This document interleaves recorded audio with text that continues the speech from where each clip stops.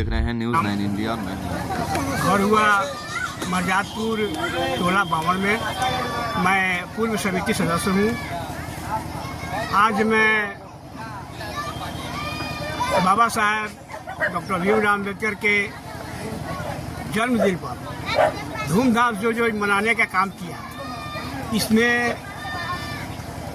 बहुत सारे लोग एकत्रित हुए। बाबा साहब डॉक्टर भीमराव के यहाँ जब साइमन कमीशन लगा तो पूछा गया, साइमन कमीशन के लोगों ने पूछा कि अब मुझे भी इंडिया में, भारत में चुनाव करना है, कैसे चुनाव होगा, इसको आप लोग बताइए। उसमें महात्मा गांधी, डॉक्टर राजेंद्र प्रसाद वगैरह वगैरह सारे लीडर जो थे, उन्होंने सूची बनाया कैसे चुनाव होगा।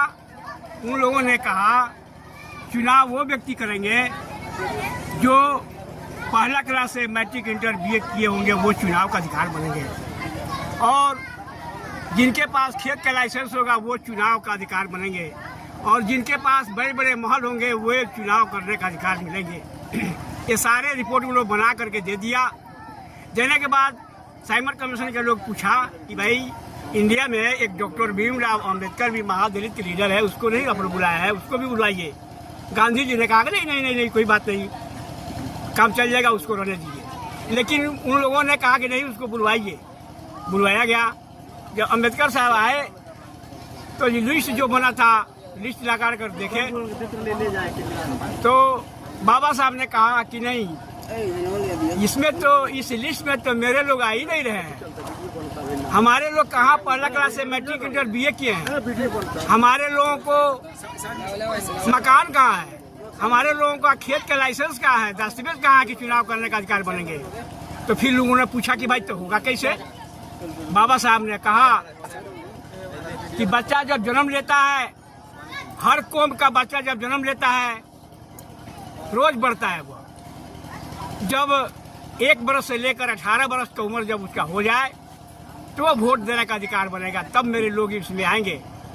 साइमन कमीशन के लोग धन्यवाद दिया और नोट किया, उस पॉइंट को भी नोट किया गया। तब आज और बाबा साहब कहे कि अब आज से रानी के पेट से राजा पैदा नहीं होगा, अब आज से काठ के बक्सा से और लोगों के मत से राजा पैदा किया जाएगा। इसीलिए मुझे आज कोटि कोटि नमन है उस महापुरुष को जिन्होंने हम लोगों को कुर्सी पर बैठाने का हक दिया और सुंदर सुंदर वस्त्र पहनने का हक दिया और पढ़ाई लिखाई करने का हक दिया। नमो बुधाय। जय भीम।